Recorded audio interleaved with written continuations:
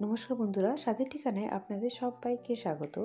Fresh মেথি আর মটরশুঁটি থাকতে থাকতে একবার বাড়িতে অবশ্যই এই মেথি মটর মালাই পনিরের রেসিপিটা ট্রাই করবেন। এই মেথি মটর মালাই পনিরটা খেতে এতটাই টেস্টি হয় যে এই সিজনে মনে হবে বারবার বাড়িতে মেথি আসলে এই রেসিপিটা ট্রাই করি। তাহলে দেখুন, প্রথমে আজকে আমি এখানে মেথি শাক নিয়েছি। এখানে আমি একটা বড় বাটিতে মাপ করে মেথি নিয়েছি। মেথির এখানে শুধু পাতাগুলো ব্যবহার করছি। এই পাতাগুলোকে ভালো করে ধুয়ে পরিষ্কার করে নিয়েছি। জল ঝরিয়ে যাওয়ার পর আমি এখানে ছোট ছোট করে কুচি করে নিচ্ছি। একদম কুচি কুচি করে এটা কেটে নিতে হবে। এটা যদি মেজার করা হয় তাহলে কাটার পরে একটা মাঝারি বাটির 1 বাটি এখানে মেথি শাক হয়েছে। এখানে আমি 200 গ্রাম পনির নিয়েছি। পনিরটা এভাবে একটু পাতলা করে কেটে নিচ্ছি। তারপরে পনিরটাকে আমি ট্রায়াঙ্গেল শেপ দেব। আপনারা যেরকম ইচ্ছা হবে সেরকমভাবেই পনিরটা শেপ দিতে পারেন, তবে আজকে আমি এখানে ট্রায়াঙ্গেল শেপ দিয়ে পনিরটা কেটে নিচ্ছি। দেখুন, ঠিক এইরকম একটা পাতলা পাতলা করে কেটেছি। এবার আমি একটা মশলা তৈরি করব। এই মশলাটার জন্য একটা শুকনো ফ্রাই প্যানে আমি নিয়েছি ছোটো চামচের 1/2 চামচ গোটা জিরে, 1/2 চামচ মৌরি, 3 থেকে 4টে এলাচ, 3 থেকে 4টে লবঙ্গ, একটা ছোট্ট দারচিনির টুকরো, একটা জয়িত্রী আর 6 থেকে 7টা গোলমরিচ। এগুলোকে একটু হালকা করে রোস্ট করে এটা গরম অবস্থাতে এইভাবে দেখুন একটা পাউডার তৈরি করে নিয়েছি। আপনারা চাইলে এই পাউডারটা কিন্তু মিক্সিতেও তৈরি করতে পারেন। এবারে একটা ফ্রাই প্যানের মধ্যে বাটার দিয়ে দিচ্ছি। বাটারটা হালকা একটু মেল্ট হতেই আমি এখানে পনিরগুলো অ্যাড করে দেবো।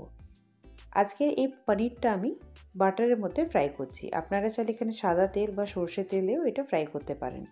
পনিরটা ফ্রাই করার সময় অল্প একটু নুন দিয়ে দিচ্ছি যাতে কি পনিরের ভিতরে নুনটা চলে যায় আর পনিরটা একদম ভালো একটা টেস্ট থাকে। পনির যদি ভাজার সময় একটু নুন দেওয়া হয় তাহলে পনিরের ভিতরে নুনটা চলে যায় আর খেতেও বেশ ভালো লাগে। এটা একটু তাড়াতাড়ি ভেজে নিচ্ছি। এটা আমি হাই ফ্লেমে একটু নাড়াচাড়া করে ভেজে নিয়েছি। দেখুন, কালারটাও সুন্দর হয়ে গেছে। আর এখানে একটু গরম জলের মধ্যে পনিরগুলোকে ভিজিয়ে রাখছি যাতে কি পনিরটা একদম নরম থাকে। এবারে ফ্রাই প্যানের মধ্যে আমি অল্প একটু সাদা তেল দিচ্ছি। সাদা তেল দিয়ে এখানে একটা মশলা তৈরি করব। তার জন্য এখানে আমি নিয়েছি 2টো মাঝারি সাইজের পেঁয়াজ কুচি, 1 ইঞ্চি আদা আর 4 থেকে 5 কোয়া রসুন আর একটা কাঁচা লঙ্কা। এগুলোকে একটু হালকা নাড়াচাড়া করে ভেজে নিচ্ছি। খুব বেশি এটা লাল করব না, যেহেতু আজকে আমি একটা হোয়াইট গ্রেভি তৈরি করব। তাই একটু হালকা নাড়াচাড়া করে ভাজার পরে দেখবেন একটা হালকা কালার চলে এসছে। তখন এখানে আমি একটু কাজু দিয়ে দিয়েছি। ওই 7 থেকে 8টার মতন কাজু দিয়েছি। কাজুটাও একইভাবে একটু নাড়াচাড়া করে ভেজে নেব। একটু হালকা যখনই কালারটা চলে আসবে তখন এই মশলাটা আমি একটা মিক্সার জারের মধ্যে বের করে নেব। দেখুন, মশলাটা একদম ভালোভাবে ভাজা হয়ে গেছে।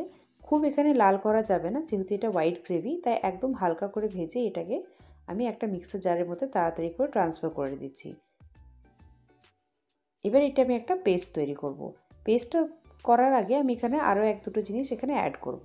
তার জন্য দেখুন, প্রথমে আমি এখানে দিয়ে দিচ্ছি অল্প একটু চারমগজ। চারমগজটা এখানে আমি বড় চামচের 1 চামচ দিয়েছি আর তার সাথে দিয়ে দিলাম একটু আন্দাজ মতন জল। আর এটা একটা পেস্ট তৈরি করে নিয়েছি। পেস্টটা দেখুন একদম স্মুথ হয়েছে আর একদম সুন্দর একটা হোয়াইট কালার চলে এসছে। একদম একটা ক্রিমি টেক্সচার একটা পেস্টটা চলে এসছে। এবার আমি একটা কড়াই গরম করেছি, তার মধ্যে দিয়ে দিয়েছি বড় চামচের 2 চামচের মতন সাদা তেল। তার সাথে দিচ্ছি বড় চামচের 1/2 চামচ বাটার আর একটা শুকনো লঙ্কা দিয়ে একটু নাড়াচাড়া করে ভেজে নিচ্ছি। এবার আমি এখানে আগেই যে মেথিটা কেটে রেখেছিলাম সেই মেথি শাকটা পুরোটাই দিয়ে দিলাম। আর তার সাথে এখানে আমি দিয়ে দিচ্ছি একটা মাঝারি সাইজের বাটি 1 বাটি মটরশুঁটি। মটরশুঁটি আর মেথি শাকটা একটু ভালো করে নাড়াচাড়া করে ভেজে নিতে হবে। এই ফ্রেশ মেথি আর মটরশুঁটি দিয়ে একবার অবশ্যই এই পনিরের রেসিপিটা করে দেখবেন। অনেক সময় তো আমরা মটর পনির বা মেথি পনির খেয়েই থাকি, কিন্তু একবার এইভাবে মেথি মটর পনিরটা বানিয়ে দেখবেন। এটা খেতে কিন্তু ভীষণ সুস্বাদু হয়। আর এখানে দেখুন একটু নুন দিয়ে আমি এটা একটু নাড়াচাড়া করে ভেজে নিচ্ছি। যখন দেখবেন একটু ভাজা ভাজা হয়ে গেছে, মানে একটু তেল ছেড়ে গেছে, তখন এখানে আমি যে পেস্টটা তৈরি করেছিলাম সেই পেস্টটা পুরোটা এখানে আমি অ্যাড করে দিচ্ছি। এই পেস্টটা এখানে দেওয়ার পর এই বাটির মধ্যে যেটা লেগে আছে যতটুকু পেস্ট, তার মধ্যে অল্প একটু জল দিয়ে সেটাও আমি এখানে অ্যাড করে দেবো। এই রান্নাটা করতে একদমই বেশি সময় লাগে না আর খুব কম মশলা দিয়ে এইরকম একটা সুন্দর রান্না বাড়িতে একবার অবশ্যই ট্রাই করে দেখবেন। এটা খেতে কিন্তু ভীষণ ভালো হয়। এবারে দেখুন, এটাকে খুব ভালো করে আমি মিক্স করে দিলাম। মিক্স করে দেওয়ার পর এখানে আমি কয়েকটা মশলা দিচ্ছি। তার মধ্যে প্রথমেই দিয়ে দিলাম ছোটো চামচের 1 চামচ ধনের গুঁড়ো, তার সাথে দিয়ে দিচ্ছি ছোটো চামচের 1/2 চামচ জিরের গুঁড়ো, আর দিয়ে দিলাম এখানে একটু স্বাদ মতো নুন আর তার সাথে অল্প একটু দিয়ে দিচ্ছি এখানে আমি চিনি। নুন আর চিনিটা আপনারা আন্দাজ মতো দেবেন, তবে এখানে আমি ছোটো চামচের 1 চামচ চিনি ব্যবহার করেছি। দেওয়ার পর খুব ভালো করে এটা মিশিয়ে নিচ্ছি। দেখুন একদম ভালো করে যখন এটা মিক্স হয়ে গেছে, তারপর এখানে যে মশলাটা আমি তৈরি করেছিলাম, মানে যে শুকনো মশলাটা তৈরি করেছিলাম, সেটা একটা ছাঁকনির মধ্যে নিয়ে একদম যে ফাইন পাউডারটা সেটা এখান থেকে আমি বের করে এইভাবে আমি অ্যাড করে দেবো। এখানে যেহেতু একটু ক্রিমি টেক্সচার রেখেছি, তাই আমি রান্নার মধ্যে একদম কোনোভাবেই হার্ড পার্টিকেলস ব্যবহার করিনি মশলার। একদম ফাইন যে পাউডারটা আছে সেটা এখানে ইউজ করছি, যাতে কি মুখে একদমই না লাগে আর খেতে টেস্টটা ভীষণ ভালো হবে। এবারে দেখুন যতটা মশলা নিয়েছিলাম সবটাই এখানে আমি ভালো করে একটা ছাঁকনির সাহায্যে স্টেন করে এখানে আমি ইউজ করেছি। আর তারপরে এই পনিরের ভিজিয়ে রেখেছিলাম যে জলটা, সেই জলটা এখানে দিয়েছি। কোনো এক্সট্রা এখানে আর জল অ্যাড করলাম না। এবারে দেখুন এটাকে ভালো করে মিক্স করে এটাকে আমি ঢাকা দিয়ে এটাকে প্রায় 2 মিনিটের জন্য একদম লো ফ্লেমে এটা হতে দিয়েছি। লো ফ্লেমে এটা হতে দিয়েছি কারণ কি এখানে যেহেতু একটু কাজুর পেস্ট আছে, তাই নিচের দিকে লেগে না যায়, তাই এখানে একদম 2 মিনিটের জন্য এটা একটু ফুটিয়ে নিয়েছিলাম।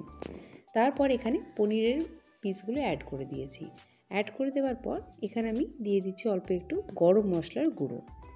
নর্মাল যে গরম মশলাটা আমরা বাড়িতেই ব্যবহার করি, সেই গরম মশলাটা এখানে আমি গুঁড়ো দিয়েছি ছোটো চামচের 1/2 চামচ। আর তার সাথে দিয়ে দিচ্ছি আমি ছোটো চামচের 1 চামচ কাসুরি মেথি।